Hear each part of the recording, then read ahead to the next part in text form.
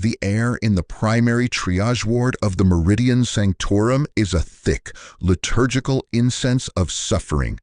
It smells of coagulating blood, burning flesh from the cauterizers, and the sharp, sterile scent of antiseptics that fight a losing war against the inevitable rot. This is the front line of my holy war, a war against death itself. Or so I told myself. For 3 years I have stood in this pit of despair, my hands deep in the ruins of men. A Medicae of the Imperium.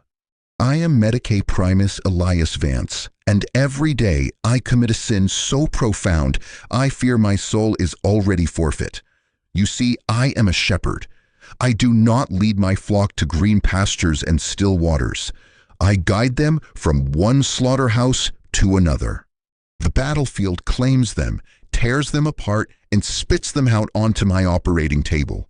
And I, with all my skill and dedication, I make them whole again. I suture their wounds. I graft new skin over burned flesh. I drill into bone and set it with plasteel pins. I pour my very essence into saving them, whispering the litany of restoration as I work. And when they are healed, when the light of life returns to their eyes, I smile. I tell them they have been blessed by the Emperor's grace, and then I sign the form that sends them back to the war. It is a beautiful, terrible lie. I'm the best liar in this entire damned facility. The new arrivals came in this morning, a fresh harvest of pain from the grinding stalemate on the Cribian plains. I moved through the rows of gurneys, my mind a cold, clinical engine of assessment. This one, a missing arm, cauterized by last fire, stable, beta priority, back to the line in a month. That one, abdominal perforation, bowel contamination. His chances are low, but the effort must be made. Gamma priority. A long recovery if he survives the night. I tap the designations into my data slate, the soft chime of each categorization a death knell for the man it represented. Then I saw him, a young trooper. Couldn't have been more than 18 standard years. His face was pale, beaded with sweat, but his eyes were clear. A piece of shrapnel had torn a nasty gash across his thigh, severing the femoral artery. A messy wound, but simple to repair.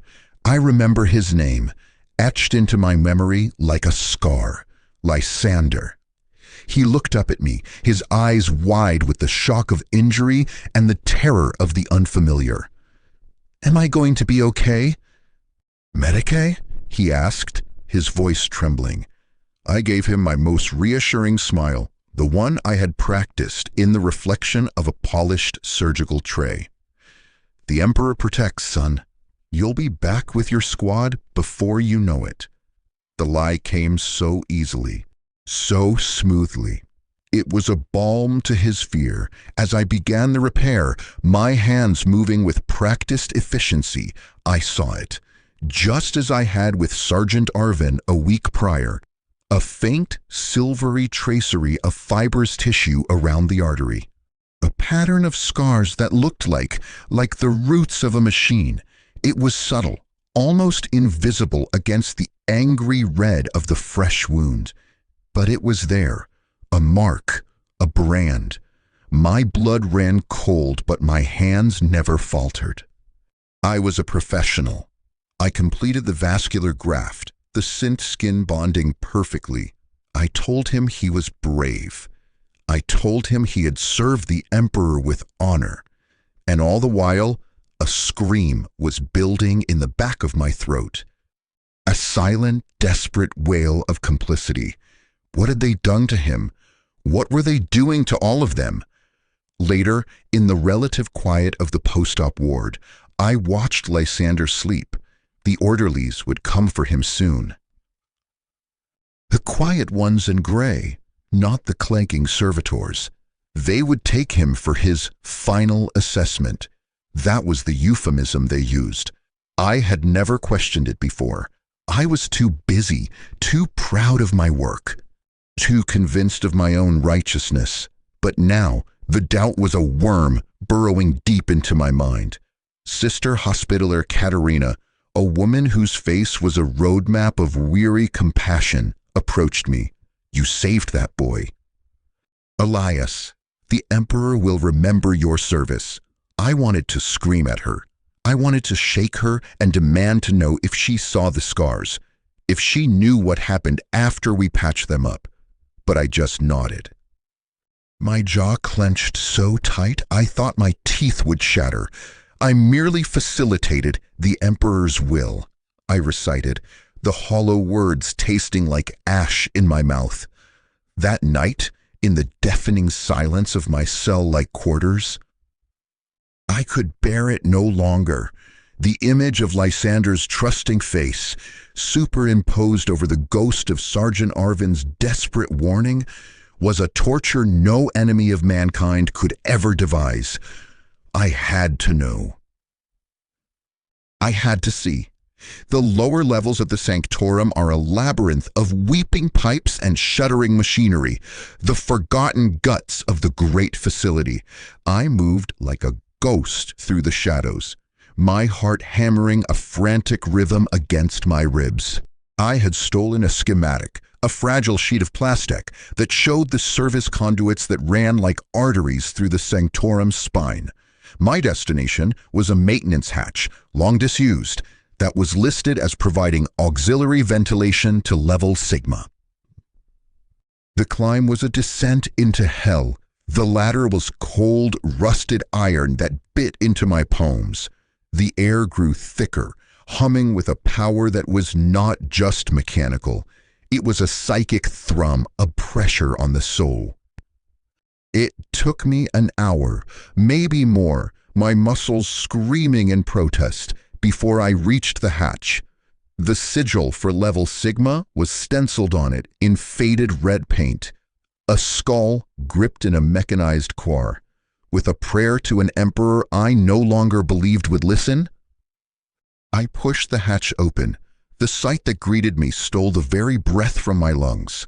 I was not in a hospital ward. I was in a cathedral of flesh and machine. The chamber was vast, larger than the main basilica on my homeworld. And suspended from the ceiling, held in glowing stasis fields, were hundreds of bodies. Thousands. They were the patients, my patients. Lysander was there, his young face already partially obscured by a gleaming bronze mask. His limbs encased in plasteel sheaths, wires and tubes snaked into his flesh, pumping not blood, but a shimmering opalescent fluid that pulsed in time with a deep subsonic rhythm. And a sound, Emperor, forgive me, a sound. It was a low, pervasive hum, the grinding of gears and the hiss of pneumatics. But beneath it, woven through the mechanical cacophony like a thread of pure agony, was a choir of 1,000 voices, singing a single discordant note of endless, unbearable pain. This was the song Arvin had heard. This was the ascension. They were not healing them. They were not making them whole. They were dismantling them, stripping away their humanity, their memories, their very souls, and forging what remained into something else, something cold and efficient and utterly loyal. They were building the perfect soldiers, not for the God Emperor of mankind, but for the cold, unfeeling machine that the Imperium had become. I stood there, frozen in the hatchway, my mind refusing to accept the scale of the blasphemy before me. I had saved these men. I had pulled them back from death's door, and in doing so, I had delivered them directly into a fate far worse than any battlefield demise. I had signed their release forms with a steady hand, never knowing I was consigning them to this living hell. A shadow fell over me. I turned, my blood running cold. A gray-robed orderly stood there, the same one who had taken Arvin. His face was a placid mask. But his eyes were not human. They glowed with a soft amber light. "Medicae Vance," he said, his voice as calm as if he were discussing the weather. "You are not authorized for this level. The Magos Dominus has been expecting you." And in that moment I knew. I had not discovered their secret. They had led me to it. My curiosity, my compassion, my damned oath to heal, it had all been part of the plan. I was not a medic. I was a shepherd, guiding the lambs to a slaughter they could not possibly comprehend. And now the butcher knew my name. The orderly's grip was not merely firm. It was absolute, a cage of hydraulic pressure that made the bones in my arm grind together. I didn't cry out. What was the point? A scream in this place would be just another note in the horrific choir that still echoed in my skull. The amber light from his eyes cast long dancing shadows in the cramped conduit, turning him from a man into a thing, a soulless warden of this nightmare. "Resistance is illogical, Medicae Vance," the thing said. Its voice a flat, synthetic monotone. "Your vital signs indicate elevated stress levels. Compliance will ensure your well-being." He pulled me from the hatchway with effortless strength, my boots scraping against the grating. The door to the Cathedral of Flesh hissed shut behind us, sealing away the view of Lysander and the thousands of other damned souls. But the sound, that terrible, harmonious suffering, was now a part of me. A stain on my psyche. I was not being led away from the horror. I was being taken deeper into its heart. We moved through corridors that were unnervingly clean and silent. The air here was cold, scrubbed of all organic scent. Carrying only the metallic tang of ozone and the faint sweet smell of ionized air, the walls were seamless gray plasteel, humming with embedded power conduits. There were no screams here, no moans of the dying, no frantic shouts of Medicae personnel. This was a place of order, a place of quiet, precise damnation. My mind raced, a frantic animal looking for an escape that didn't exist. The Magos Dominus. I had heard the title whispered among the senior staff.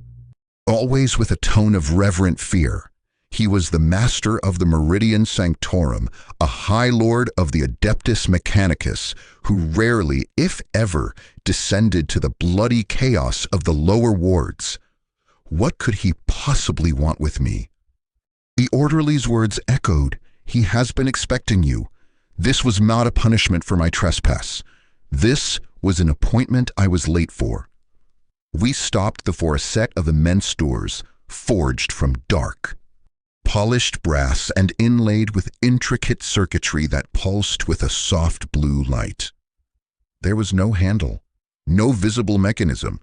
The orderly simply looked at the door, and with a silent, seamless motion, it slid into the wall, revealing the chamber beyond. My breath caught in my throat.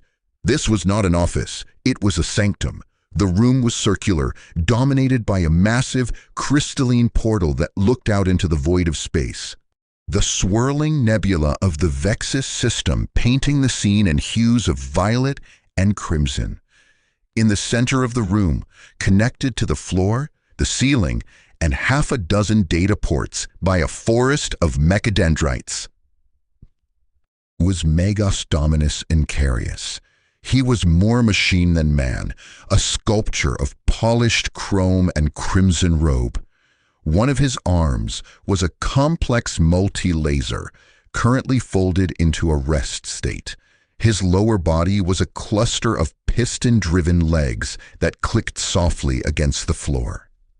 Where his face should have been was a polished silver mask, featureless save for a single unblinking red optic that swiveled to focus on me. A voice, deep and resonant, emerged from a vox grill set into his chest. Devoid of any human warmth, "Medicae Primus Elias Vance, you have shown initiative, a rare and valuable commodity. I stood there, my heart pounding, my mind screaming that I should be begging for my life. But the sheer, overwhelming presence of the being before me stripped away all pretense. He was not a man to be pleaded with. He was a force of nature, a god of logic and steel. You knew I would come," I managed to stammer, my voice barely a whisper. "The probability of your unsanctioned investigation was calculated at 94.7% upon your first noted observation of the synaptic scarring on subject Arvin," the Magos stated, his optic lens whirring as it adjusted. "Your psychological profile indicated a high degree of empathy, coupled with a pathological need for understanding, a dangerous combination, but also a useful one." He gestured with a delicate, servo-powered claw, and a hololith flickered to life between us. It displayed my service record, my academic achievements, even my genetic sequencing. "You are not here by accident. Vance, you were selected. Your neural pathways, your enzymatic resilience, your very genetic code, they are optimal." "Optimal for what?" I asked, the dread in my gut congealing into a cold, hard stone. "For Project Lazarus," he intoned, the name hanging in the air like a death sentence. "What you witnessed was not damnation, Medicae. It is transcendence. The frail, fallible human form is a limitation. It feels fear. It knows pain. It breaks. The subjects you so diligently repair on the lower wards are merely raw material.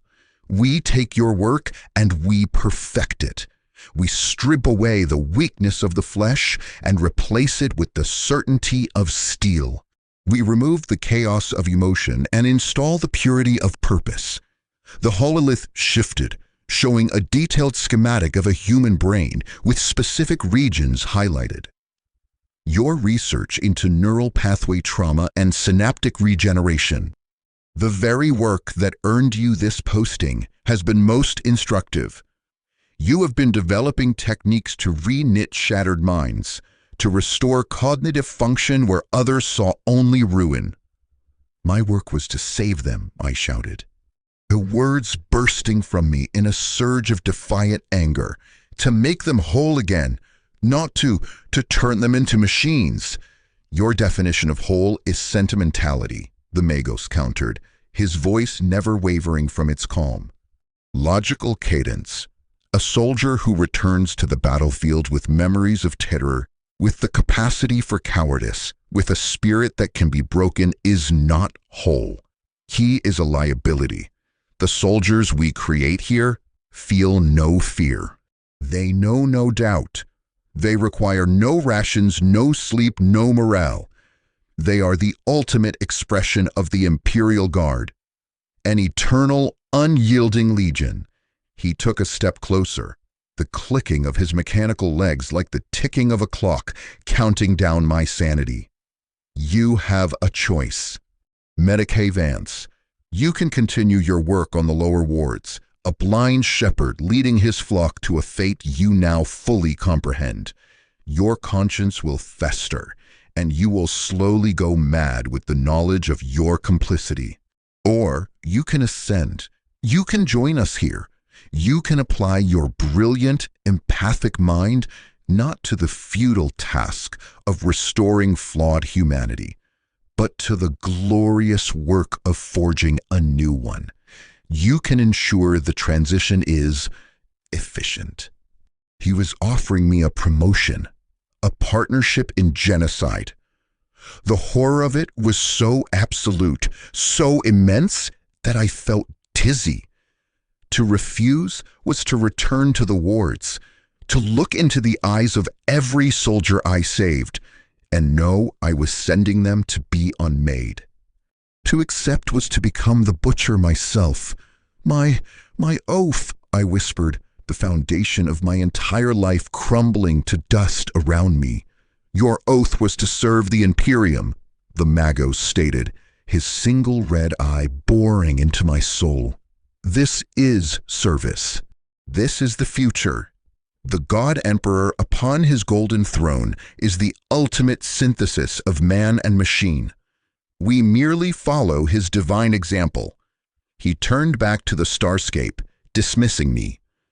The orderly will escort you to your new laboratory. You have 12 hours to decide. Consider the alternative carefully, Medicae. Those who cannot contribute to the machine inevitably become its fuel. The doors hissed open behind me. The choice was not a choice at all. It was a slow, agonizing death of the spirit or a quick physical one.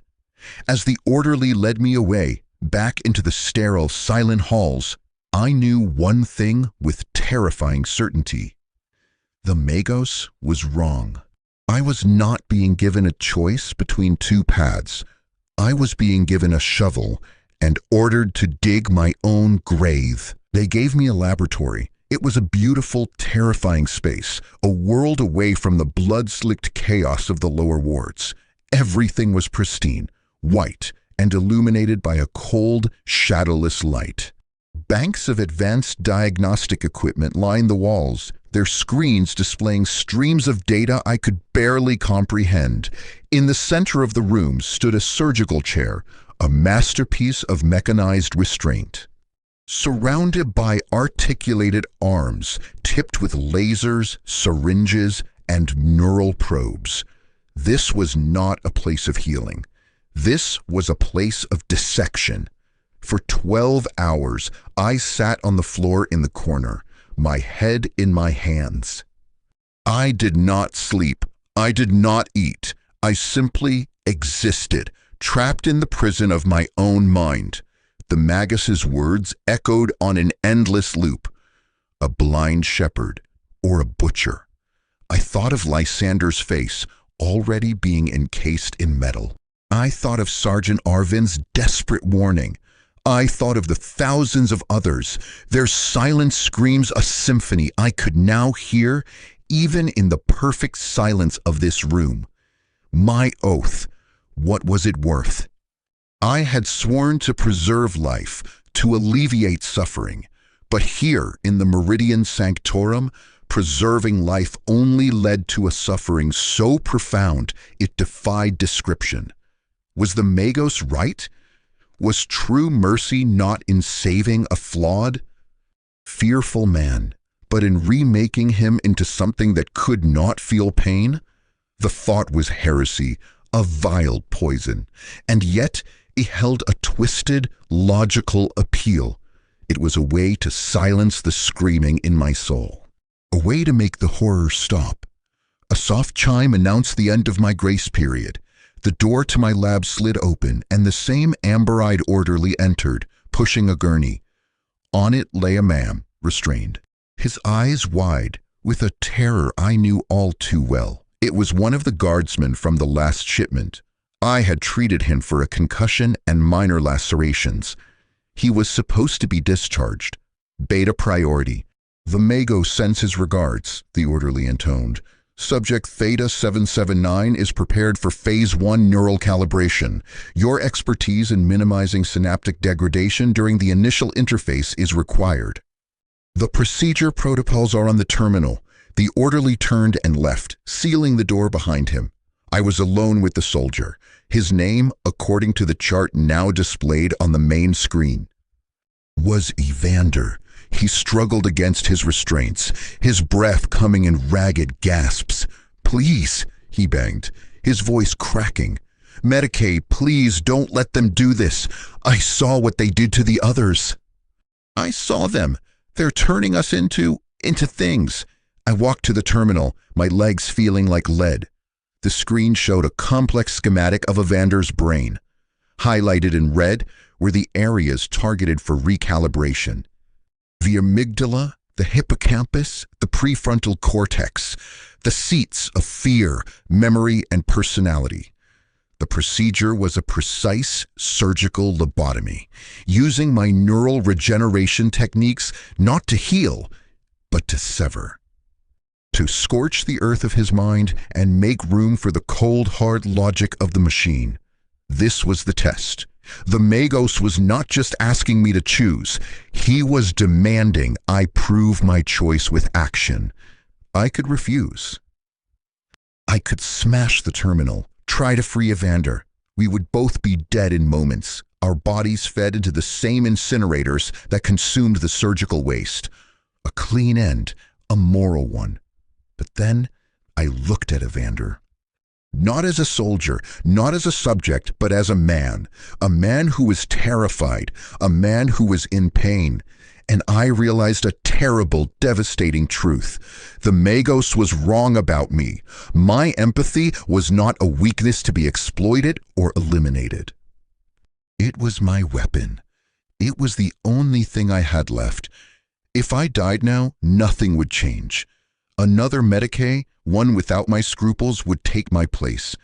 Evander would still be transformed, and thousands more after him. My noble death would be a meaningless footnote, but if I stayed, if I played the butcher, I could see things, I could learn things, I could find a way to fight back from within the beast's belly. It was a thin, desperate hope, a single candle in an ocean of darkness. But it was all I had. I approached the surgical chair. Evander flinched away from me, his eyes filled with a betrayal that cut deeper than any scalpel. "I'm sorry," I whispered, my voice thick with a grief I could not afford to show. "I am so sorry." I activated the neural probes. They hummed to life, positioning themselves over his temples.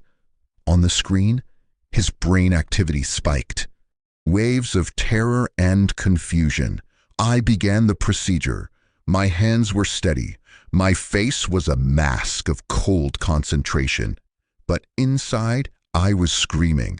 I used my knowledge, my hard-won skill, to carefully, precisely, disconnect the parts of him that made him Evander. I mapped the pathways of his fear, and I severed them. I located the core of his identity, and I suppressed it. I worked for hours, a traitor to my oath. A monster in a Medicae's robe. When I was done, the frantic waves on the screen had settled into a calm, rhythmic pattern. The light in Evander's eyes was gone, replaced by a dull, vacant stare. He was still breathing.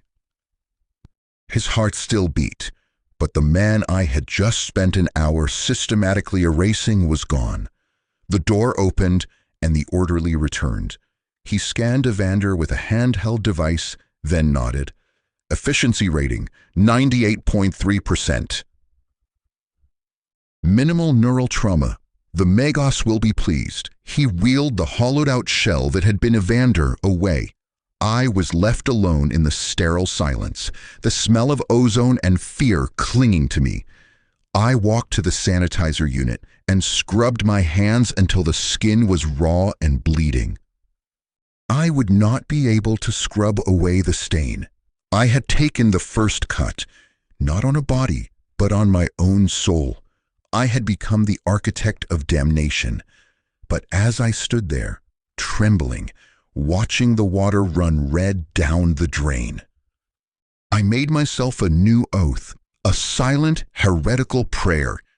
I would learn their secrets. I would master their terrible art.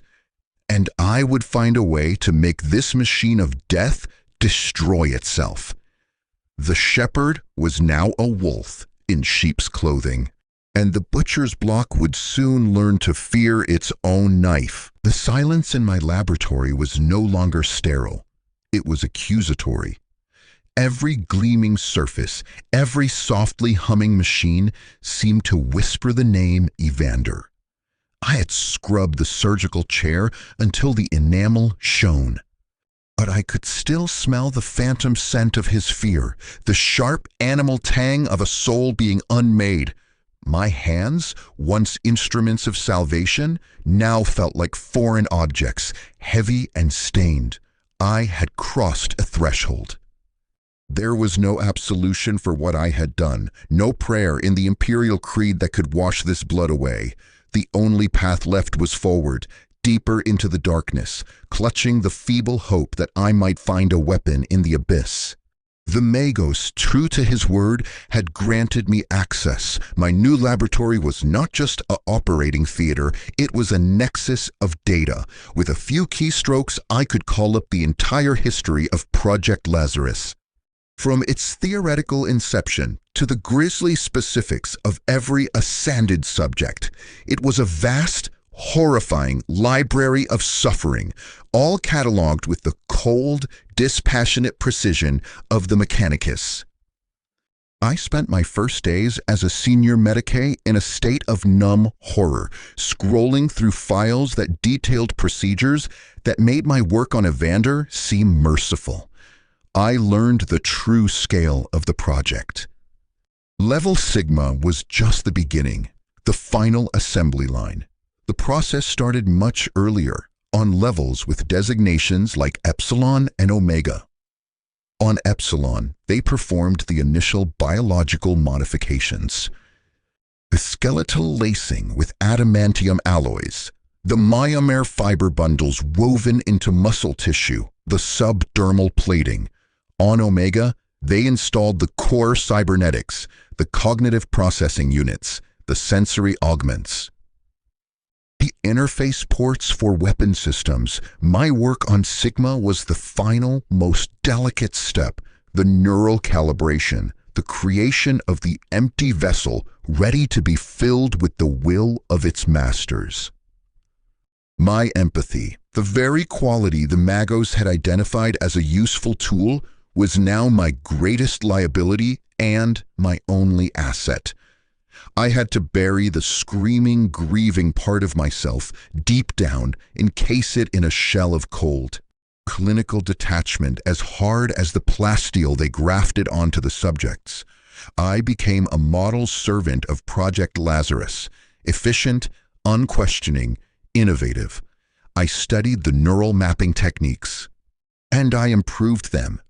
I found ways to reduce the procedural fallout, their term for the catastrophic brain death that occurred in nearly 15% of subjects. I made the process of destroying a human mind cleaner, more reliable, more efficient. With every improvement, a little more of Elias Vance died, replaced by the hollowed-out persona of Medicae Primus Vance, loyal architect of the new Legion. And in the quiet hours, when the laboratory was empty and the only light came from the glowing data slates, I conducted my own secret research.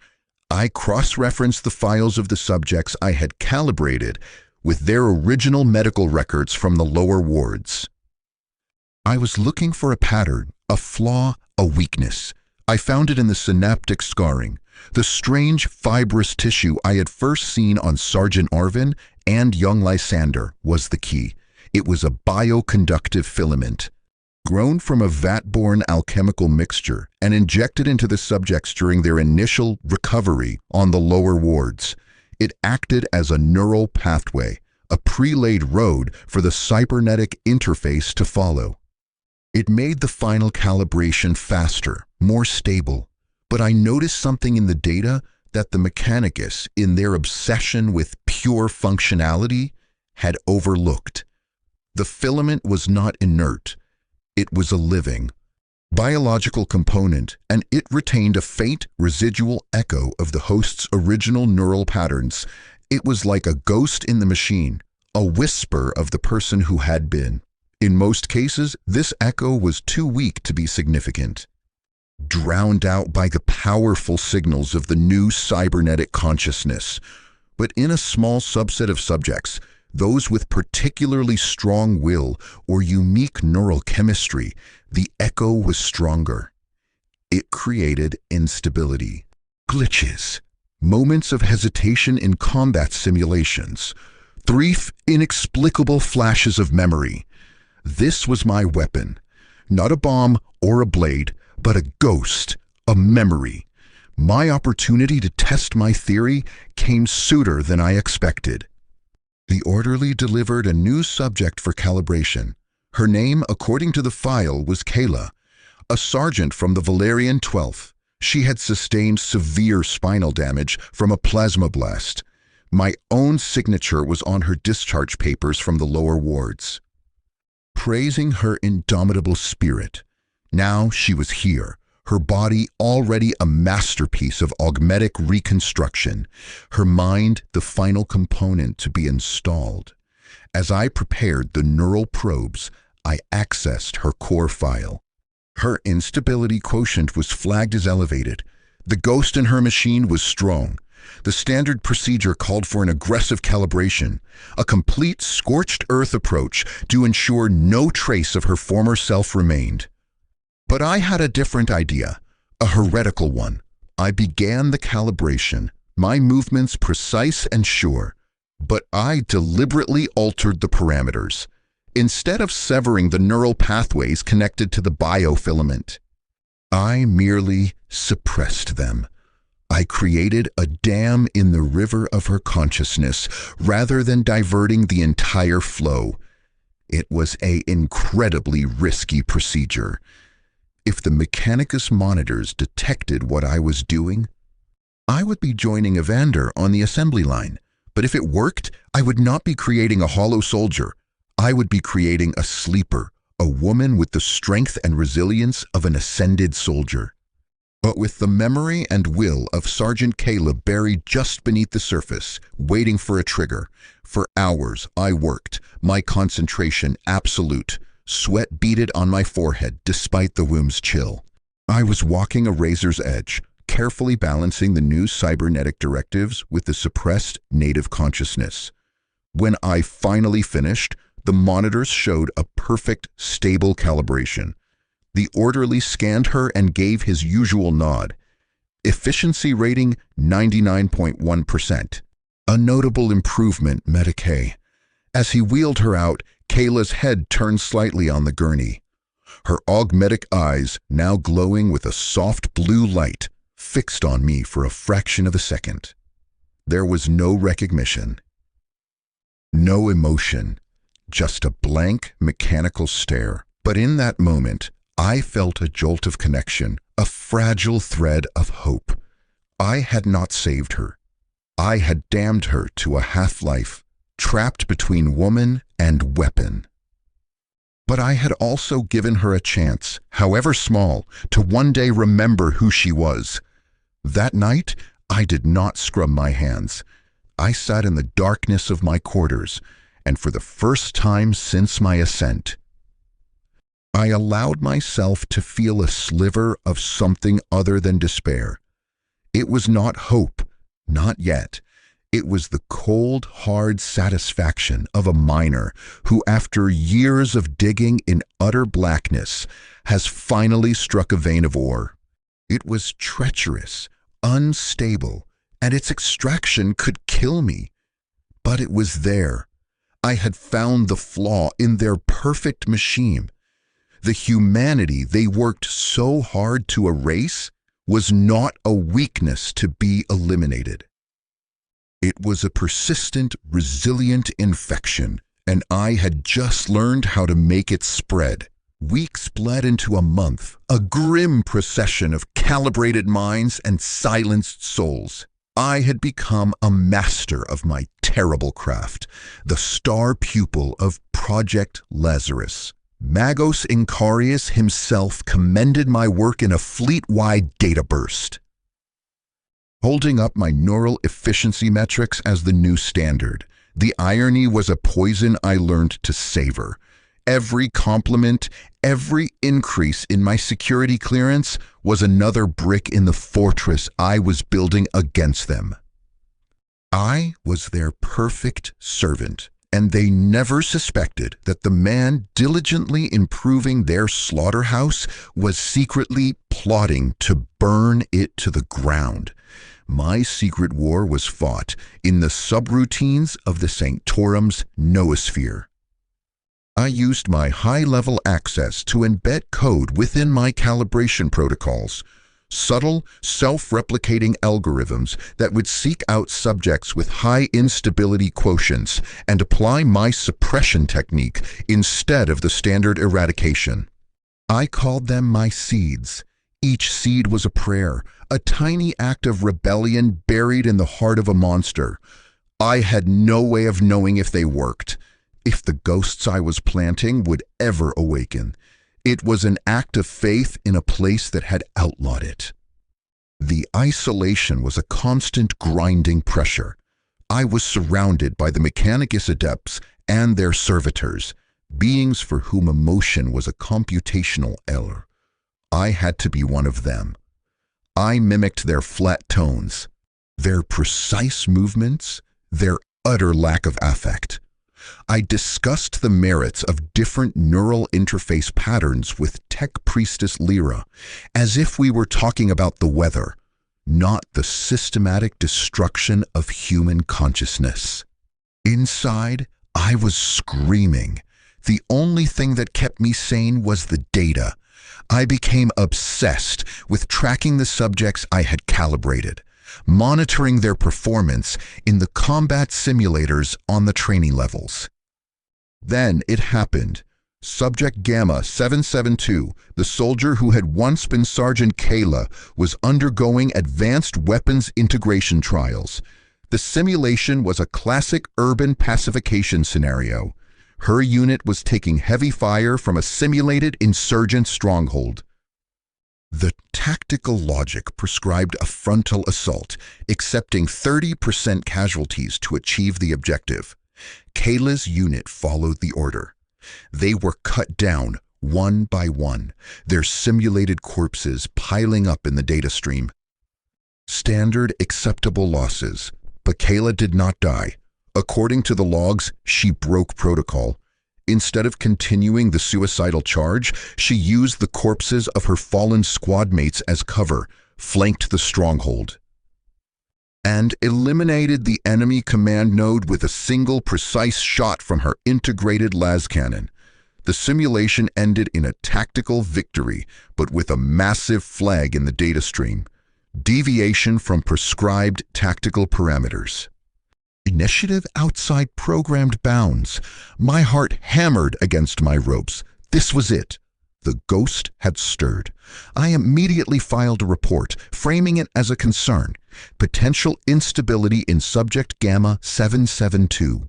Recommend detailed neural diagnostic to prevent degradation of combat effectiveness. It was a risk. If they looked too closely, they might discover my tampering, but it was also an opportunity. I requested to perform the diagnostic myself. Citing my unique understanding of the calibration process, my request was granted. When Kayla was brought back to my laboratory, she was different. The blank mechanical stare was still there, but there was a new tension in her augmetic frame. A subtle humming in her actuators that spoke of suppressed energy. I hooked her to the diagnostic array, my fingers flying across the terminal, pulling up the deep-level neural scans. What is the nature of this diagnostic? Medicae, she asked, her voice a flat, synthetic approximation of human speech, but with a strange, hollow resonance. Routine optimization, subject, I replied, layering my voice with the same dispassionate tone. Your performance in the simulation indicated a minor anomaly. We must ensure PEEP functionality. As the scanners mapped her brain activity, I saw it, clear as day. The pathways I had suppressed were active, not dominant. The cybernetic consciousness was still in control.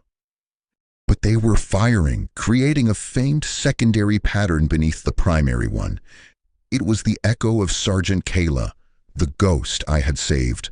She had not just remembered a tactic, she had remembered her squad. She had remembered not wanting them to die. I had to be careful. The room was undoubtedly monitored. I couldn't speak to her directly. Instead, I began the diagnostic, running a series of standard cognitive stress tests. But I embedded a secondary hidden protocol within them, a series of subliminal audio and sensory triggers designed to resonate with the suppressed neural pathways. The smell of recaf, a common stimulant in the guard. The sound of a specific marching cadence, a fragment of a Valerian folk song I had pulled from her personnel file. I watched her vitals on the monitor. For the most part, they remained stable, but when the folk song fragment played, there was a tiny, almost imperceptible spike in her amygdala, the seat of emotion. A flicker of recognition in a mind that was not supposed to be capable of it. Then, I did something reckless as I concluded the diagnostic. I leaned over as if to adjust a sensor on her temple. My lips were inches from her audio receptor.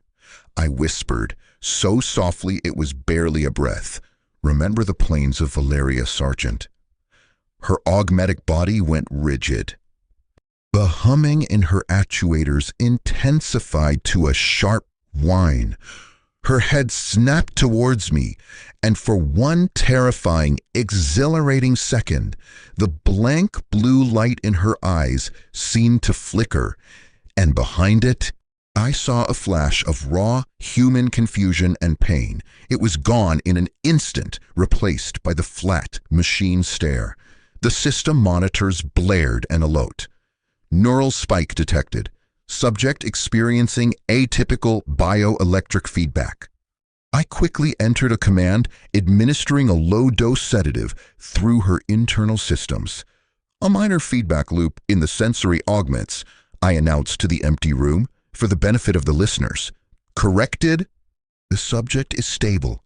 The orderly arrived to take her away. As she was wheeled out, she was once again the perfect unthinking weapon. But I knew what I had seen. The ghost was not just a memory, it was a presence. It was fighting back. That night, I accessed the live feed from the holding bay where the ascended soldiers were stored between training cycles. Rows upon rows of them stood in silent, powered-down ranks. Like statues in a mausoleum. I focused the camera on Kayla, Gamma 772. She stood perfectly still as per her programming.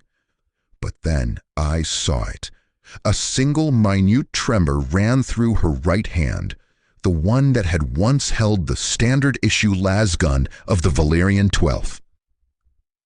It was a twitch, a tiny, useless muscle memory from a body that was now mostly machine. It was a gesture of defiance, a signal. I was no longer just planting seeds in the dark. One had sprouted. The silence of the sanctorum was no longer just oppressive. It was now pregnant with possibility. The machine had a ghost, and I had just learned how to make it speak.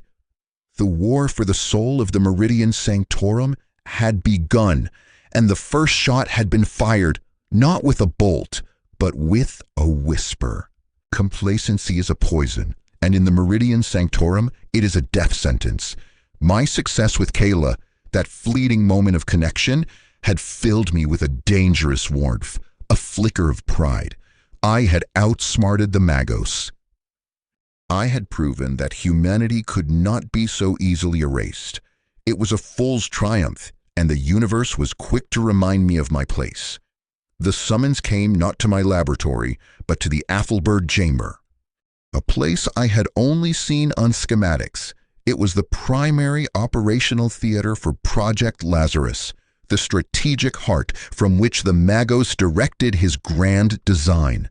I was no longer just a Medicae being evaluated. I was an asset being brought to the war room. The chamber was a symphony of controlled chaos. Hololithic projections filled the air, displaying real-time data from a dozen war zones across the sector. The casualties were not just numbers here. They were streams of resource allocation, estimates of salvageable biomass, projections for new recruits. I saw the names of worlds I knew, regiments I had treated men from. Scrolling past in a relentless torrent of Imperial red and loss, and at the center of it all, like a spider in a web of light and suffering, was Magos Incarius. His mechadendrites were plugged directly into the data streams. His single red optic processing the carnage with unimaginable speed. Medicae Vance, his Vox voice boomed, cutting through the low hum of machinery and murmured binary. Your work proceeds with admirable efficiency. The neural stability of your subjects exceeds all previous metrics. I bowed my head, the model of deference. I serve the Omnissiah's will, Magos. Do you? The question was not accusatory, but analytical. One of the hololiths zoomed in, displaying a tactical map of a burning hive city, the Carthax insurrection, a tedious, inefficient conflict, guerrilla tactics, unacceptable casualty rates for the projected territorial gain. The display shifted, showing the grin, determined faces of the insurgents. They were not heretics or Xenos. They were men and women, their faces smudged with soot and resolve, fighting with scavenged weapons and a ferocious will to live.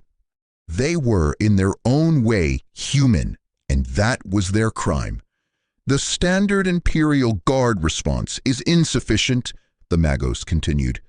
It is a war of attrition, a wasteful expenditure of resources. Project Lazarus requires a field test, a demonstration of its tactical superiority. A cold knot tightened in my stomach. I knew what was coming.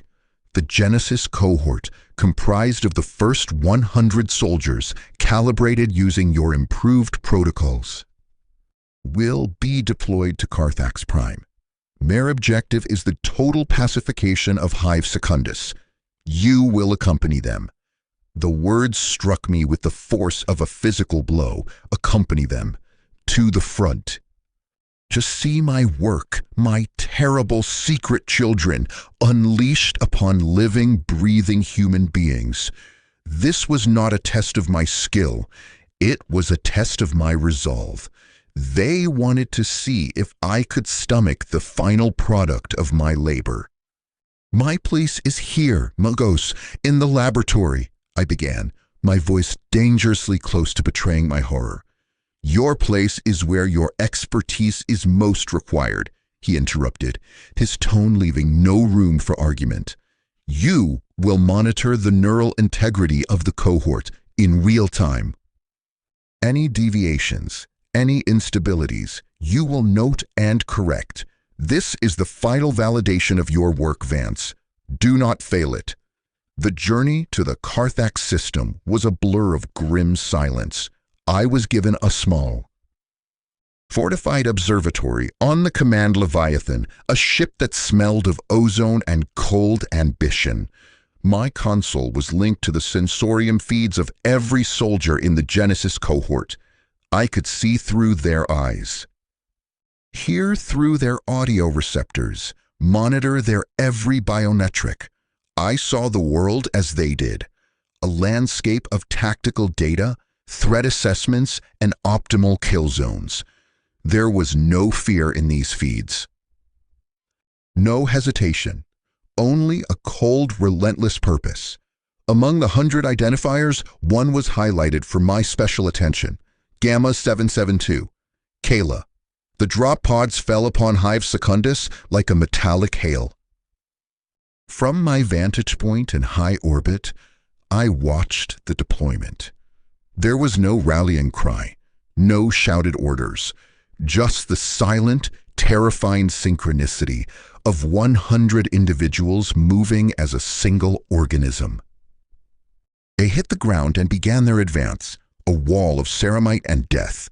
The insurgents fought with the desperate courage of the condemned. They had fortified the main thoroughfares, setting up killing zones with heavy stubbers and crude explosives. A standard guard assault would have been chewed to pieces. The Genesis cohort did not assault. They adapted. In perfect, unspoken unison, they broke into smaller units, flowing through the city's underbelly. Sewers, collapsed hab blocks, ventilation shafts, appearing behind the insurgent lines with terrifying suddenness. I watched, through the sensorium of a soldier designated Gamma 801 as he cleared a fortified room. His movements were fluid, economical. A target appeared. A young man, no older than Lysander, raising a autogun. The sight picture in Gamma 801's feed centered on the boy's forehead. There was no change in heart rate. No spike of adrenaline. Only the quiet click of a decision being made. A single shot. A spray of crimson on the wall behind him. The target eliminated. The feed moved on to the next room, the next target. It was not battle. It was pest control. I felt a scream building in my chest, a pressure that threatened to crack my ribs. This was my work. This cold, mechanical slaughter. I had taken men and women and turned them into this. I had stripped them of their fear, mercy, their very souls, and all that was left was the perfect, unfeeling calculus of murder. Then I saw her, Kayla's feed. Her unit was pushing through a marketplace. Now a graveyard of burnt-out stalls and corpses. Burst of heavy weapons fire pinned them down from a second-story window. The tactical logic prescribed a suppression and flank maneuver. It would take 47 seconds. Acceptable. But Kayla did something else. She stood, drawing the enemy's fire. A round sparked off her shoulder plate. Another gouged a furrow in her chest armor. She didn't flinch. She calculated the trajectory. Raised her integrated las cannon and fired. The building's facade exploded, silencing the heavy weapon. It was a brute force solution. Inefficient. It expended more energy than the prescribed tactic. But it saved 3 seconds, and in those 3 seconds, a child, a little girl who had been hiding behind an overturned cart, scrambled out and ran. The child was not a tactical objective. She was irrelevant. A piece of environmental clutter. The other soldiers in the cohort ignored her, but Kayla's feed tracked the girl for a full 2 seconds as she fled down an alley. There was no emotion in the data stream. No pity, no relief, just observation, a deviation, a ghost in the machine, noticing a spark of life amidst the programmed death. My hands trembled as I entered the data. Subject Gamma 772 demonstrated aggressive tactical initiative. Neutralized high-priority threat with acceptable energy expenditure. I framed her moment of humanity as a successful, if unorthodox, combat action. The pacification of Hive Secundus was completed in 6 hours. Imperial command had projected weeks of brutal urban warfare.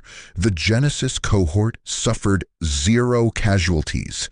The insurgent forces were annihilated to the last man, woman, and where necessary, child. The cost-benefit analysis would be celebrated in stratagems across the segmentum. As the cohort was retrieved, I sat in my observatory, the ghostly feeds now silent. I was no longer just complicit. I was a war criminal. I had not just built the weapon. I had aimed it. The memory of that little girl running. And Kayla's silent, mechanical observation was seared into my mind. It was not a victory. It was a damnation written in blood and fire. The Magos had been right about one thing. This was the future. A future I had helped build. And as I looked out at the burning Hive city below, I knew I had to find a way to destroy it, even if it meant burning myself to ashes in the process. Returning to the Meridian Sanctorum was like descending into a tomb I had built with my own hands. The sterile silence of the upper levels, once a haven from the bloody chaos below, now felt suffocating. The air itself seemed thick with the phantom echoes of last fire and the silent screams from Carfax. Every time I closed my eyes, I saw the data stream feeds. The cold, efficient kills. The child running. Kayla's unblinking gaze.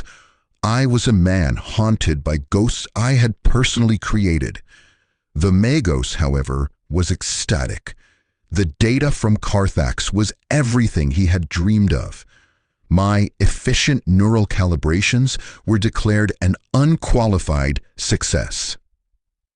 My security clearance was elevated again, granting me access to the core predictive logic engines of Project Lazarus. I was now trusted enough to see the endgame. It was worse than I had imagined. The goal was not merely to create a new type of soldier. It was to replace the Imperial Guard entirely. The projections showed a timeline of 50 years. The Lazarus Legions would be rolled out across the segmentum, a self-replenishing, eternally loyal force that would crush all resistance.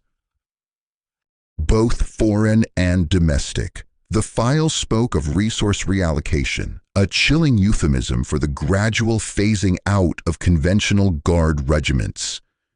The brave, flawed, human soldiers of the Imperium were to be made obsolete. Their planets transformed into vast planetary recruiting grounds for the Sanctorum's forges. We weren't just saving soldiers from death. We were making the very concept of a human soldier obsolete. This knowledge was a millstone around my neck. I had to act, and soon. But my plan to seed rebellion was agonizingly slow, a drip feed of hope in an ocean of despair. Kayla was proof it could work, but she was one among thousands. I needed something faster, a catalyst. I found it buried in the logs of the Sanctorum's power distribution network. To sustain the vast energy demands of the ascension process, the Magos had commissioned a series of geothermal taps, drilling deep into the planet's core. The primary tap, located directly beneath the central spire of level Sigma, was a marvel of engineering.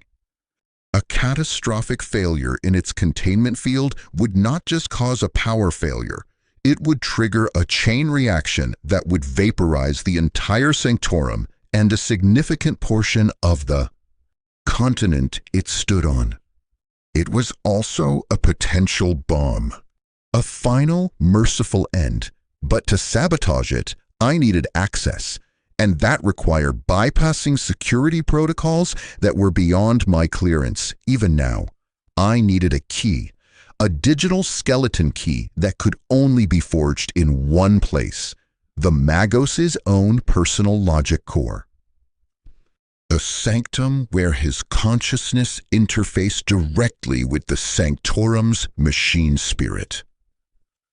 It was a suicide mission. The sanctum was the most heavily guarded location in the facility, protected by layers of cyber wards and physical deterrents that made the custodies at the elevators look like welcoming ushers. To even attempt it was madness, but I had an advantage they had given me. I was not just a Medicae anymore. I was an expert in the human and post-human mind, and the Magos, for all his chrome and dogma, still possessed a mind, a consciousness that had once been human.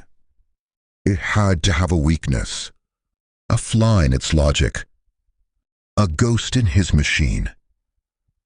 I began the most dangerous project of my life. Under the guise of developing advanced loyalty conditioning protocols, I started compiling a psychological profile of Magos Incarius. I cross-referenced every piece of data I could find, his centuries-old service record from when he was still partly flesh, his published treatises on the fusion of man and machine, even the faint, residual emotional signatures I could sometimes detect in his vocal patterns. I was hunting for the shadow of the man he used to be. For weeks, I lived in a state of constant, hyper-focused paranoia. Every line of code I wrote, every data query I ran was a potential death sentence if misinterpreted. I layered my true research beneath mountains of legitimate work, creating a labyrinth of data where my treason was hidden in plain sight. And then I found it, a ghost, a memory, buried deep in an archived data fragment from his early career. Before his ascension to Magos was a personal log. The voice was younger, tinged with a humanity that had been systematically scoured from him. He spoke of a woman, Livia, his wife. She had died during the Garin IV plague. A world his own fleet had been forced to put under quarantine. He had been forced to watch from orbit, unable to save her, his orders superseding his heart. The log ended with a single, raw sentence. A crack in the foundation of the logic machine he would become. The calculus of necessity is a cold comfort for a solitary heart. Livia, that was the key. Not a password, but a psychological trigger. A memory so painful, so fundamentally human, that the Magos had tried to bury it under layers of logic and steel. But he had not erased it. He couldn't. To do so would be to admit a flaw, and the Mechanicus does not admit to flaws. He had only suppressed it, just as I had suppressed the memories of my subjects. My plan crystallized, a thing of beautiful, terrifying insanity. I would not hack his systems. I would hack him. I would use his own suppressed humanity as a backdoor into his sanctum. The opportunity came during a system-wide diagnostic, a period of heightened data flow when my unusual neural activity might be lost in the noise. I stood in my laboratory, my terminal linked to the noospheric core. It would seek out the architectural patterns in the Magos' logic core that corresponded to emotional suppression and inject a cascading series of data packets containing sensory fragments. Associated with his lost wife, the chemical signature of a perfume from a world lost to time. I had written a virus, a tiny, elegant piece of code I called the Livia Phantasm. It was not a weapon of destruction, but of remembrance. The frequency of a laugh, the visual pattern of a specific type of flower that grew only on Garin IV. I took a deep breath, my finger hovering over the execute command. This was the point of no return. If this failed, my death would be slow, and my knowledge of the seeds would die with me. But if it worked, if it created even a moment of distraction, a flicker of emotional static in his perfect logic. I pressed the key. For a long moment, nothing happened. The sanctorum hummed on, indifferent. Then a subtle shift. The constant subsonic thrum of the power conduits wavered, just for a fraction of a second. The lights in my lab dimmed and then brightened. Across the facility, a low-priority alarm chimed, a minor power fluctuation in the central spire.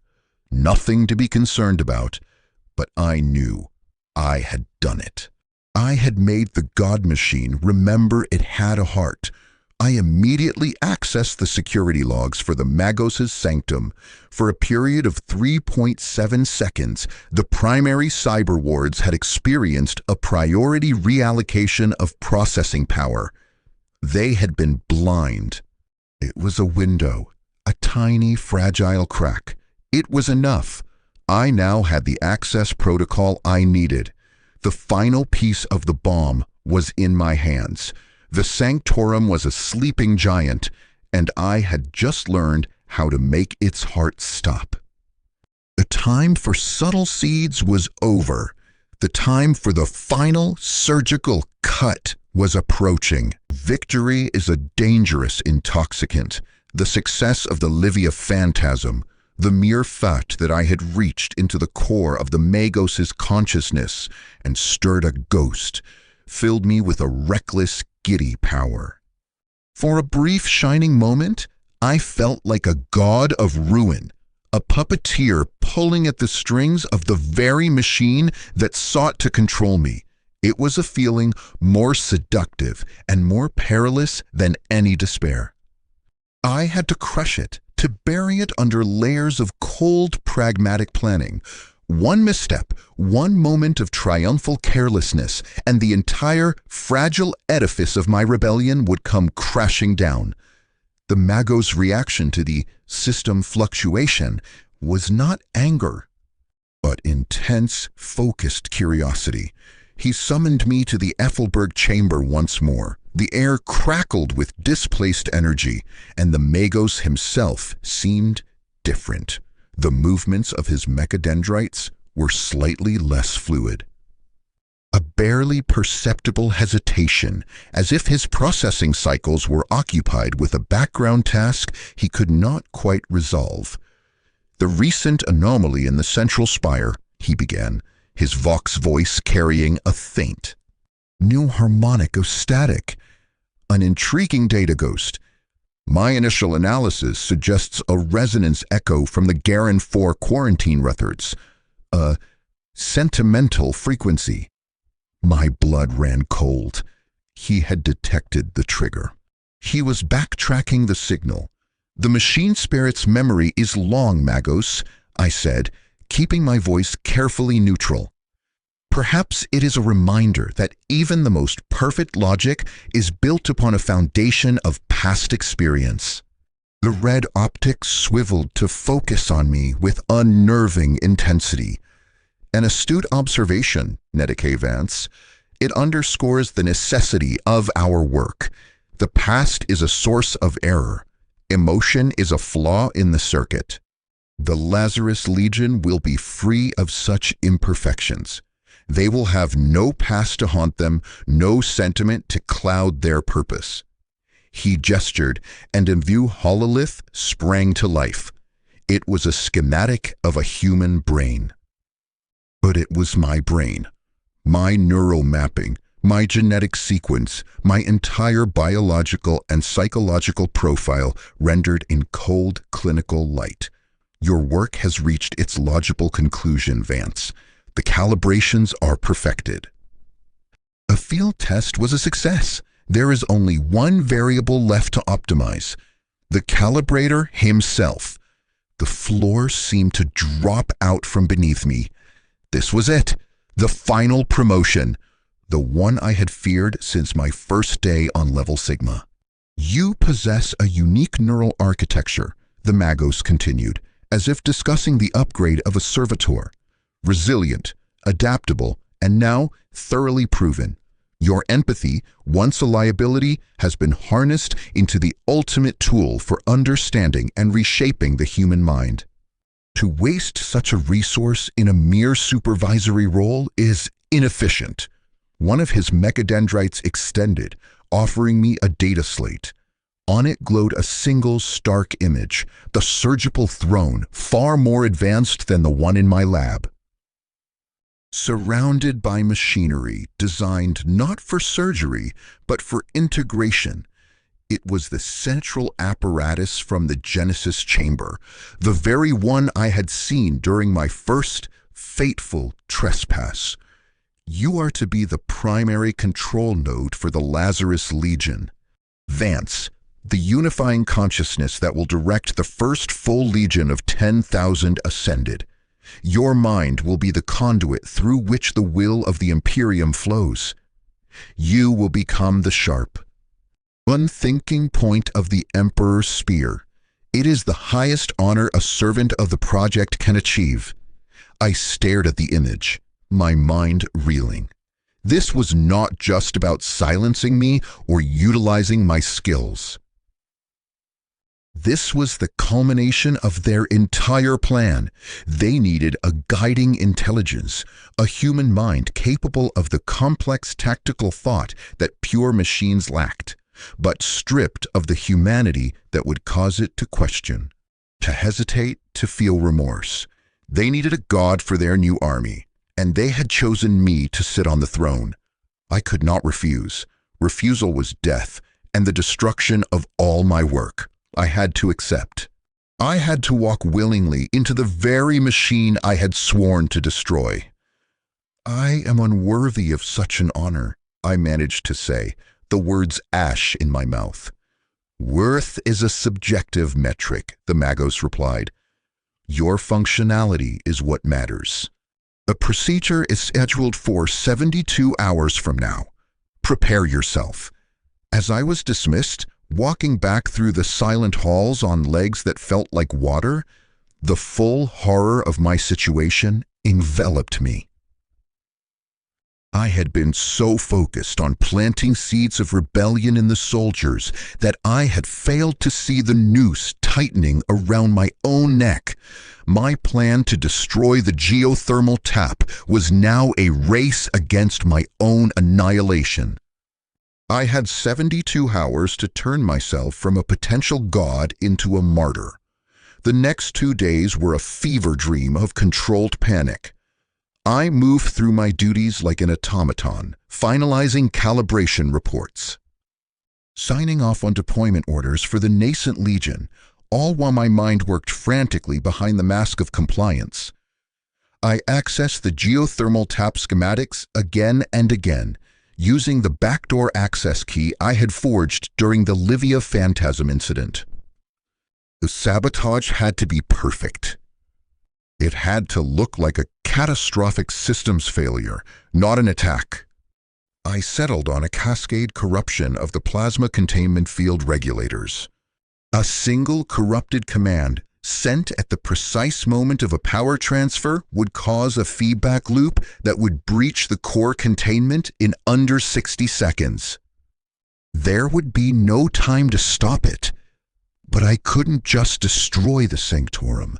I had to try and save something, someone from the fire. The seeds I had planted, the ghosts like Kayla, they deserved a chance.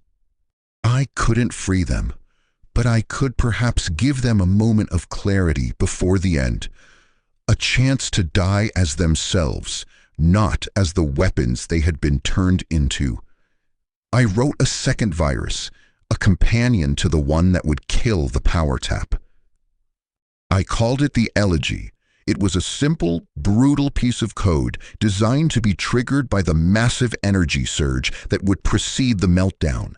It would broadcast a full-spectrum empathic pulse through the neural network of every ascended soldier in the facility.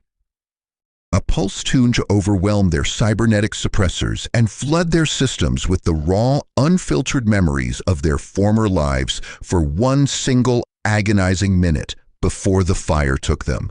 It would be a gift of truth. A moment of horrific, beautiful humanity before the eternal silence. It was the only mercy I had left to give. On the eve of my ascension, I stood in my laboratory for the last time. I looked at the surgical chair. The tools of my trade, the data slates filled with my research and my treason. This was the end of Elias Vance, the Medicae. Tomorrow, he would either be a god in a cage or a ghost in the ruins. I initiated the final sequence. A sabotage command and the Elegy virus were loaded into a dead man's switch, tied to a biometric monitor on my own body. The moment my neural activity indicated the beginning of the integration procedure, the moment I started to cease being me, it would send a signal. My own destruction would be the trigger for the destruction of everything around me. It was a fitting end, I thought. A shepherd would not just lead the flock to the slaughter. He would burn down the entire butcher shop with himself inside. As I lay down on my bunk, staring at the cold, featureless ceiling, I felt a strange peace. The die was cast. The only thing left to do was to walk into the fire and pray that my death would be a spark that lit the way for others. They came for me at dawn. Not the gray orderlies, but a full escort of the Mechanicus Secutary. Their skull-faced helms and powerful arc rifles, a clear statement of the importance and the finality of this ceremony. I was no longer a Medicae. I was a relic being transported to its shrine. I walked with them willingly, my back straight, my face a placid mask. Inside, the dead man's switch was a cold, hard knot in my gut. A secret I carried to the altar. The Genesis chamber had changed. The thousands of suspension tanks were now filled. A silent, waiting army of 10,000 ascended soldiers. Their combined presence created a psychic pressure that made the air hum. A low, threatening chord that vibrated in my teeth. The central spire, the throne I was to be integrated with, glowed with fierce actinic light. Wires and cables snaked from it like metallic ivy, waiting to burrow into my flesh and bone. Magos Incarius stood at the base of the throne, surrounded by a choir of tech priests who chanted low, guttural binary litanies. The air smelled of ozone, hot metal, and the sweet, cloying scent of electrogel. "The hour of transcendence is upon us, Medicae Vance," the Magos intoned, his voice amplified to fill the vast chamber. "You shed your mortal frailty and become the will of the Legion. Your consciousness shall be the sword. Your logic shall be the shield. You shall become the living embodiment of the Emperor's wrath." I said nothing. I merely climbed the steps to the throne, my heart a frantic drum against my ribs. This was it. The point of no return. I looked out over the sea of silent armored forms. My children, my victims, my soldiers. Somewhere among them was Kayla. I hoped my final gift would reach her. The throne was cold against my back. Restraints of energized plasteel clicked into place around my wrists, ankles, and forehead. The mechadendrites descended, their needle-tipped probes seeking the interface ports that had been surgically implanted at the base of my skull days before. A preparatory procedure I had no memory of. I felt a cold pressure, then a sharp, piercing pain as the connection was made. The world dissolved into a torrent of data. It was not like the sensorium feeds from Carthax. This was a tsunami. 10,000 visual feeds, 10,000 audio streams, 10,000 sets of biometric data, 10,000 tactical readouts flooded my mind simultaneously. It was an ocean of pure information, and I was drowning in it. I felt my consciousness stretching, thinning, on the verge of being shredded into a million fragments. Then the suppression protocols engaged. I felt the Magos' will, a vast, cold, logical presence, moving through the connection. It began the process of scouring my mind, of carving out the parts of me that were Elias Vance, the memories, the emotions, the empathy, to make room for the vast processing power required to control the Legion. It was a psychic scalpel, cutting away my soul. The pain was beyond anything I had ever imagined. It was not a physical pain, but the agony of being unmade. I felt memories being ripped from me, my mother's face. The smell of the rain in my homeworld, the first time I saved a life, the crushing guilt of Evander, the desperate hope I had felt for Kayla. Each one was a thread in the tapestry of myself, and they were being pulled out. One by one, I fought back. I clung to the memory of the Levia phantasm, to the knowledge of the Magos' own hidden flaw. I focused everything I had on that single, vulnerable point in his logic, pouring my dying consciousness into that crack. I didn't try to command the Legion. I tried to remember love. I tried to remember loss. I tried to remember what it was to be human. For a terrifying moment, nothing happened. The erosion continued. I could feel the edges of my mind fraying, my sense of self dissolving into the cold, vast logic of the machine. I was losing. The dead man's switch remained untripped. My consciousness was being altered. Not extinguished. But then, I felt it. A tremor in the data stream, a flicker of instability in the Magos' controlling presence. The ghost of Livia, the memory I had planted, was resonating with the raw, emotional pain of my own destruction. I was pouring my humanity into the one wound in his armor. The Magos' Vox voice crackled, losing its perfect modulation. Anomalous, feedback, emotional, resonance. Suppress it. The scalpel in my mind hesitated. The relentless erosion stuttered. In that fleeting moment of instability, as the Magos' own suppressed humanity fought against his logic, I made my choice. I couldn't wait for the dead man's switch. The procedure was failing to kill me, but it was succeeding in destroying me. I had to act now. With the last coherent shred of my will, I reached not for the Legion's controls, but for the deep-level command I had buried, the command to initiate the geothermal meltdown. I triggered it. For a second, there was silence. Then, a deep, groaning shudder ran through the entire sanctorum. The lights in the Genesis chamber flickered violently. The hololithic displays shorted out in showers of sparks. A deafening alarm began to blare, the sound of pure systemic panic.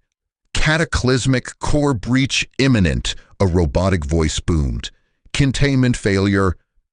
Total annihilation in T-minus 59 seconds. The Magos' presence in my mind shattered into a storm of conflicting directives and raw, unprocessed error. The connection to the Legion wavered. The restraints on the throne snapped open.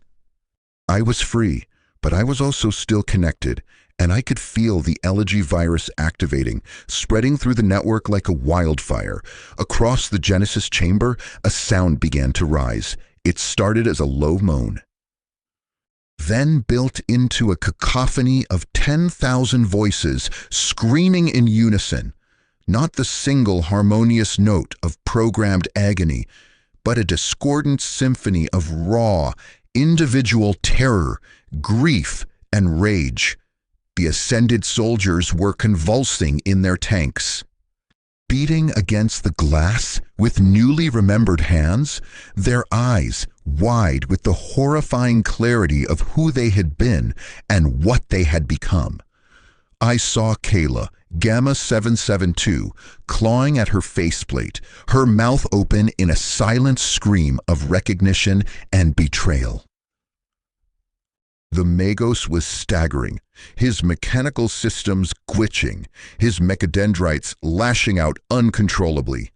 "What have you done, Vance?"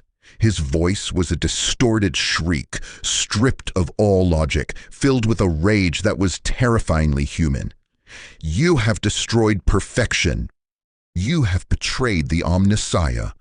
The floor heaved. A section of the ceiling collapsed, crushing a row of suspension tanks. The air grew hot, thick with the smell of burning insulation and vaporized metal. The geothermal tap was dying, and it was taking us all with it. I stumbled from the throne, my body weak, my mind a scarred ruin. I had won. I had destroyed Project Lazarus. But as I looked upon the hell I had unleashed, the 10,000 souls experiencing a second, more terrible death, I knew there was no victory here. There was only an ending. And as the world turned to white-hot fire, the last thing I heard was not the roar of the explosion, but the fading echo of 10,000 ghosts finally, mercifully, being set free. There is a moment between the trigger pull and the impact, a sliver of time where consequence has not yet caught up with action. That moment stretched into an eternity within the heart of the dying sanctorum. The white-hot fire did not come all at once. It was a wave, a creeping dawn of annihilation that marched through the levels, turning steel to vapor and flesh to ash. The sound was not a bang, but a deep, world-ending groan as the planet itself began to digest the blasphemy we had built upon it. I was thrown from the dais, the neural links tearing free from my skull with a spray of blood and sparks. The pain was a physical thing.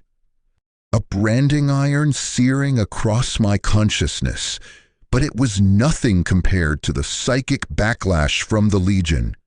10,000 minds, momentarily wrenched from cold programming into the searing reality of their own damnation. Then snuffed out in an instant. Their final collective scream was a silent shockwave that hit my soul like a physical blow, leaving a void where their presence had been. I had given them a moment of truth, and it had been the most cruel thing I had ever done. The Genesis chamber was chaos incarnate. The Secutari were trying to form a perimeter, their logic overwhelmed by the system-wide collapse. The tech priests were shrieking in binary, some trying to pray, others trying to flee.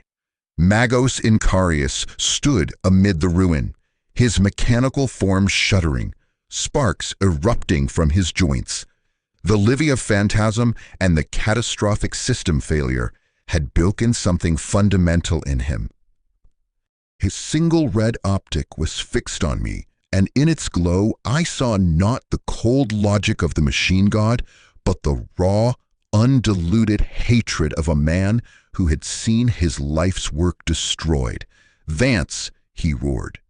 His voice, a distorted blast of pure fury. One of his mechadendrites, a powerful hydraulic claw, shot out and seized me by the throat, lifting me from the ground. "Heretic, virus, you have slain a god in its cradle." I choked, clawing at the unyielding metal, my vision spotting. There was no reasoning with him. There was only the end. I could feel the heat now, blasting from the lower levels, the air becoming difficult to breathe. "Then we die, together, Magos," I gasped. With a final convulsive effort of his failing systems, he hurled me across the chamber. I crashed into a bank of sparking consoles, my body screaming in protest. I looked up to see him turning, his weapon systems powering up, intent on vaporizing me where I lay. But he never got the chance.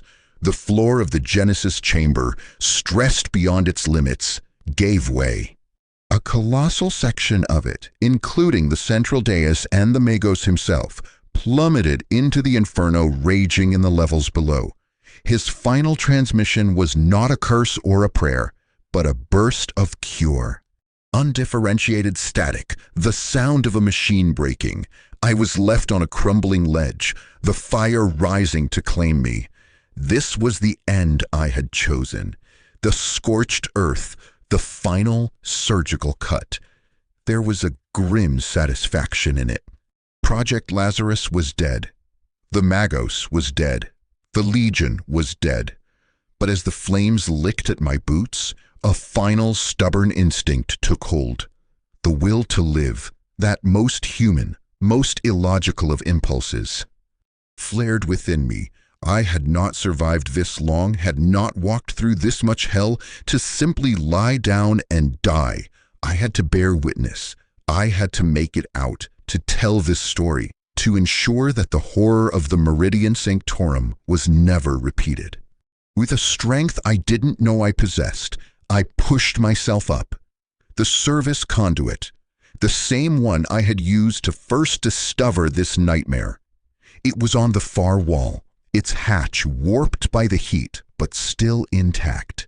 It was a fool's hope, a final desperate gamble. I took a breath, searing my lungs, and ran. The world narrowed to the next footfall. The next handhold. I leaped over a widening chasm, the heat blistering the skin on my back.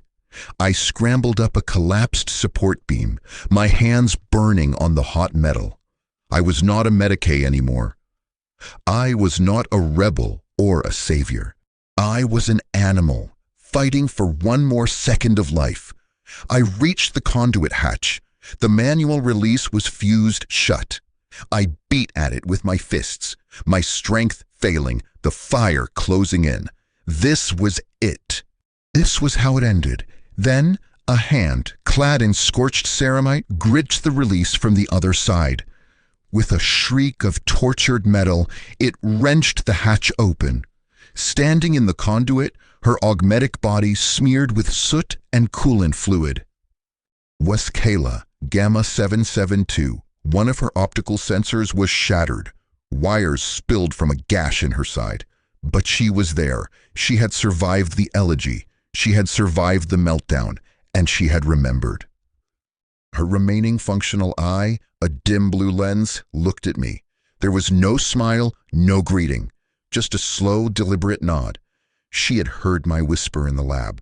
She had felt the elegy's pulse. And she had come.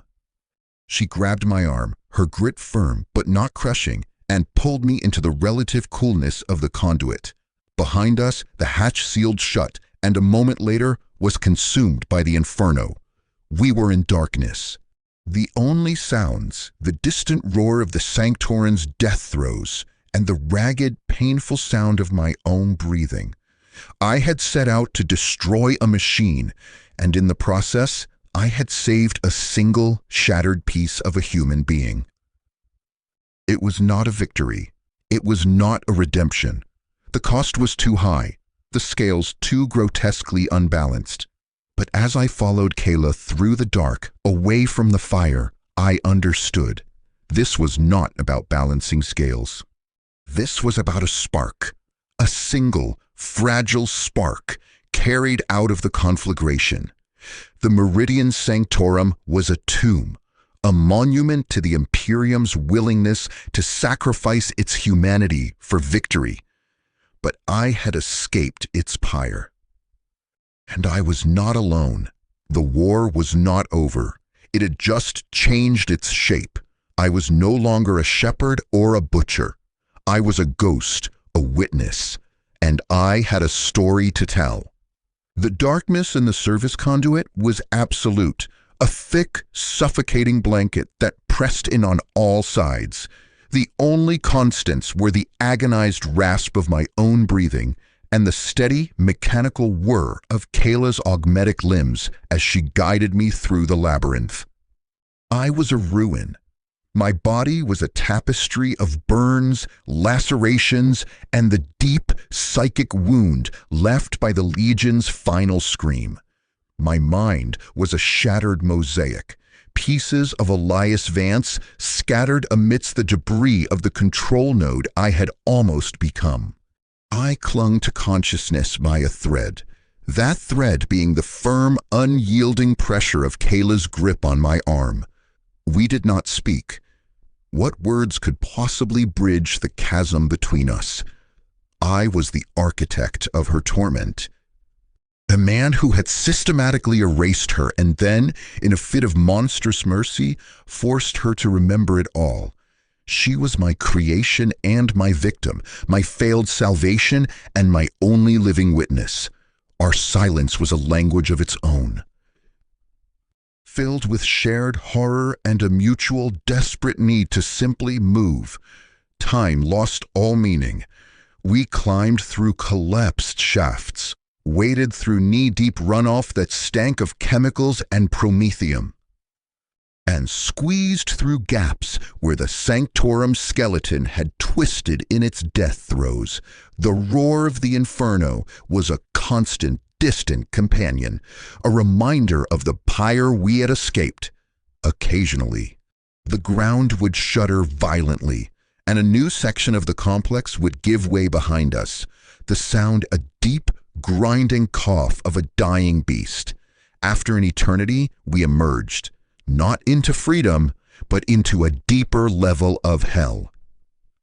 We found ourselves in one of the lower waste processing sumps, a cavernous space normally flooded with chemical sluice, now drained and filled with smoke and the confused echoes of alarms. The air was barely breathable.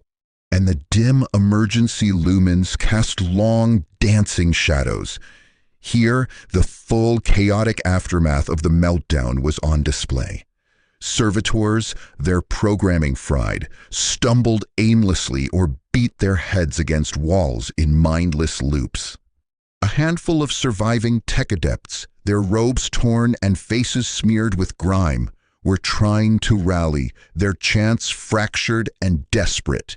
And there were others, Medicae orderlies from the lower wards. A few injured guardsmen who had been in the sanctorum for treatment, all of them dazed and leaderless, their world turned upside down. The sight of us emerging from a service conduit brought a momentary halt to the chaos. All eyes turned to Kayla, her scorched and battered augmetic frame a terrifying vision of the sanctorum's secret heart. And then they saw me, clinging to her, my Medicae robes in tatters, my face a mask of soot and blood.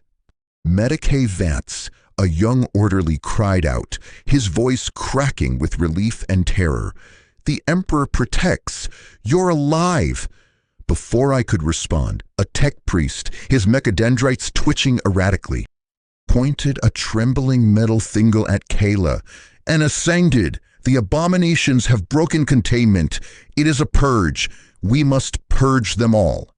A wave of panic went through the survivors. Weapons were raised. A few las pistols, a wrench, a piece of broken pipe. They saw Kayla not as a person, but as a thing, a symbol of the horror that had consumed their home, the very fear and prejudice the Magos had counted on. Kayla did not move. She simply stood there, a statue of scarred metal and silent suffering. But I felt the subtle tension in her arm, the readiness of a weapon system poised to defend itself. "No!" The word tore from my raw throat. A ragged, forceful command that surprised even me. I pushed myself away from Kayla, standing on my own trembling legs, placing myself between her and the mob. "She is not your enemy. She is one of them," the tech priest shrieked. "The cause of this." "The Magos' heresy. The Magos is dead," I roared, the sound echoing in the vast chamber. "Project Lazarus is ash. Look at her. She is a victim, same as you. A soldier of the Imperium, twisted and broken by the very people who swore to heal her." I turned, gesturing to Kayla's shattered optic, the weeping wound in her side. "Does that look like perfection to you? Does that look like victory? It looks like pain. It looks like failure. Our failure." The weapons wavered. The survivors stared, their fear now mingled with confusion and a dawning horrific understanding. They were looking at the ghost of their own future, the end result of the machine they had all been planning. In their own small ways, served. "The sanctorum is falling," I continued, my voice dropping to a hoarse, urgent whisper. "The upper levels are gone. The fire is coming. Our only duty now is to survive. To get as many people out as we can, and that includes her." I looked at Kayla. Her single, functioning eye was fixed on me. There was no gratitude, no forgiveness, just a silent, unwavering acknowledgement. We were bound together, the wound and the scar. A massive explosion from somewhere above rained dust and debris down upon us. The decision was made for us. The time for debate was over. "The service conduits," I said. My Medicae authority returning to me, a familiar cloak I could don even now. "They lead to the subsurface hangars. The Magos had private shuttles. It's our only chance." I became once again a shepherd. But this time, my flock was not doomed lambs. It was a handful of terrified survivors and a living weapon who was the last remnant of a terrible truth. Kayla took point, her augmented senses scanning for threats and stable pathways. I organized the others, using strips of my torn robe to bind wounds, offering terse words of encouragement, making sure no one was left behind. The journey was a nightmare reflection of my first ascent. Then I had been alone, driven by a need to uncover the truth. Now I was leading the truth itself out of the darkness, followed by the ragged echoes of the world it had destroyed. We passed scenes of utter devastation, wards where the wounded had been abandoned to the fire. Laboratories filled with half-dissected subjects, chapels where the symbols of the Emperor had melted into grotesque shapes. Through it all, Kayla was our unshakable protector. She cleared collapsed passages with her augmented strength. Her movements brutally efficient. When a pack of feral, damaged servitors attacked us in a narrow corridor, she dispatched them with a cold, precise violence that left the survivors trembling. She was a reminder of what we were fleeing, even as she was the reason we were able to flee. Finally, we reached the subsurface hangar. It was in chaos, filled with smoke and panicked adepts trying to commandeer the few available shuttles. One craft, a sleek, armored gun cutter bearing the person and sigil of Magos and Carius, sat slightly apart, its ramp down. Its machine spirit would recognize my newly elevated authority codes. That one, I said, pointing.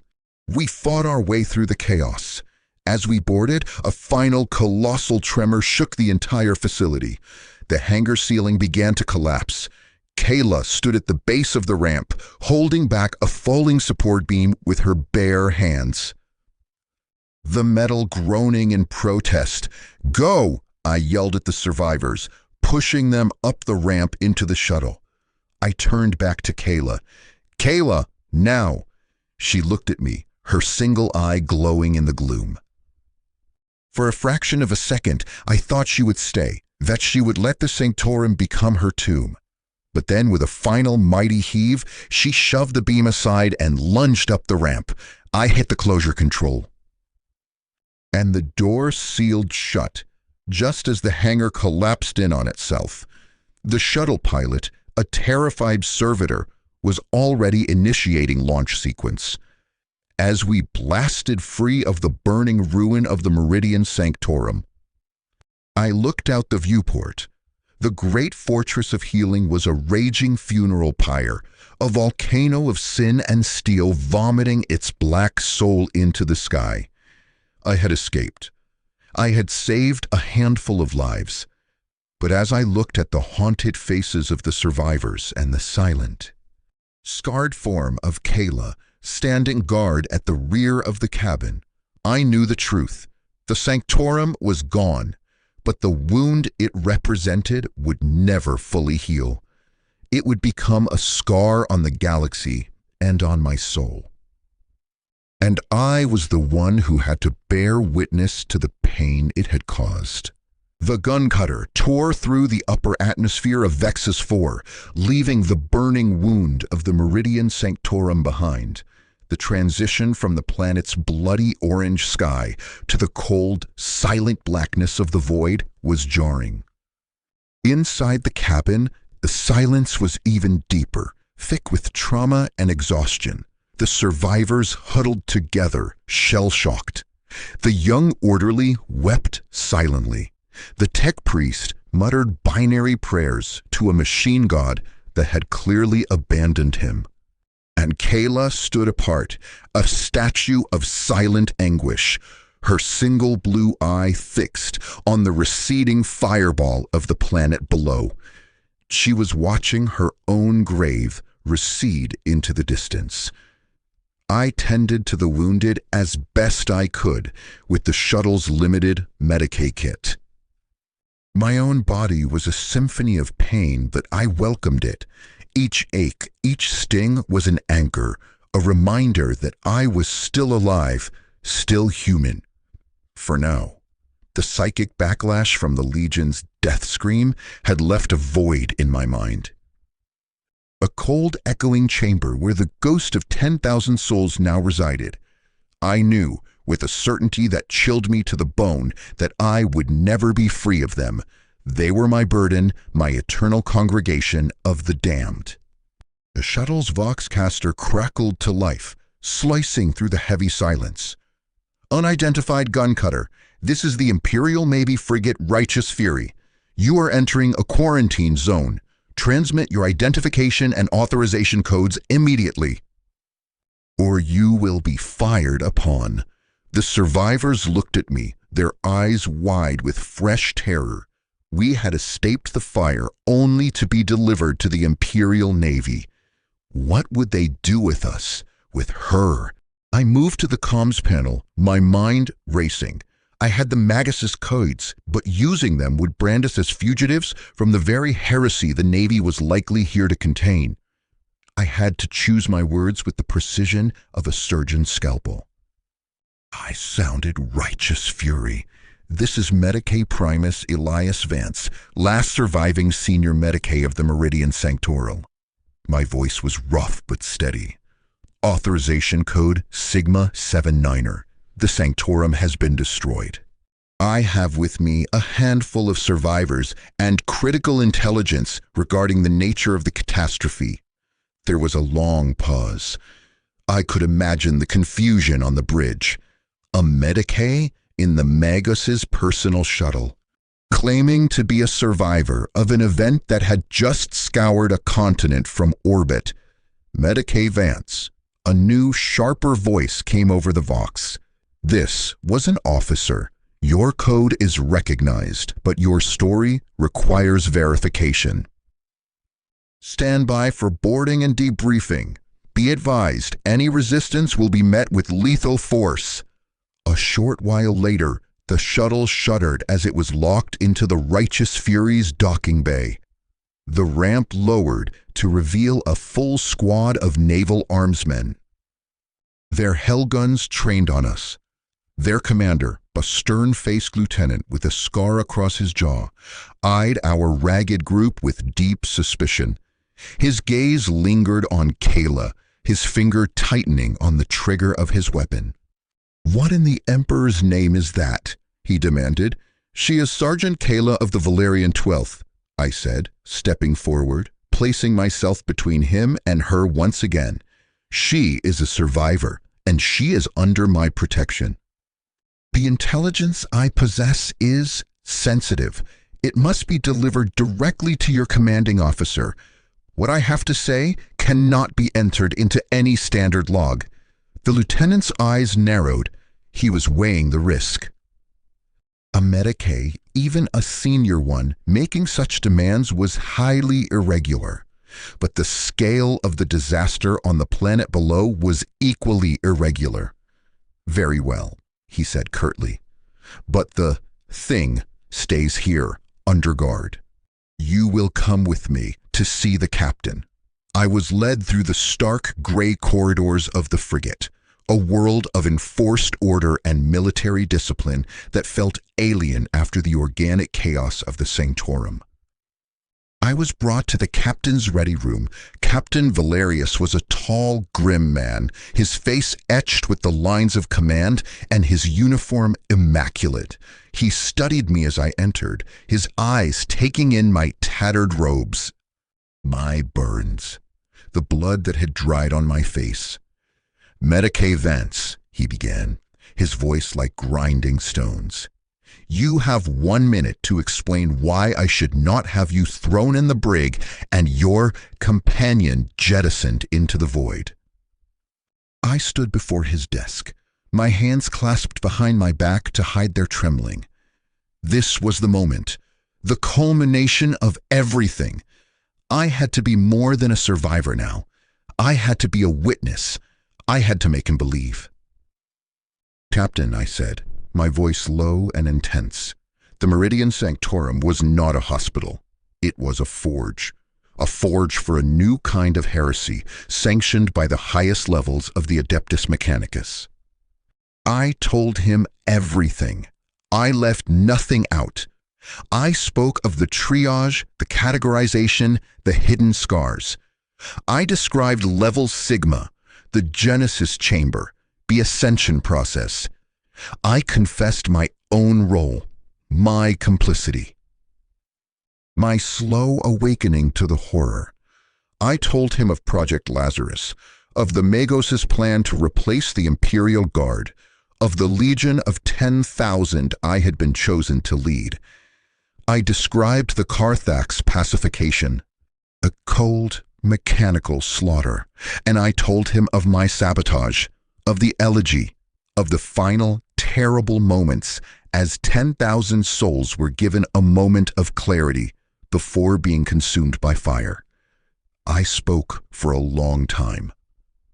A captain did not interrupt. His face remained an impassive mask, but I saw the slight tightening around his eyes when I described the fate of the soldiers, the flicker of disgust when I detailed the neural calibration process.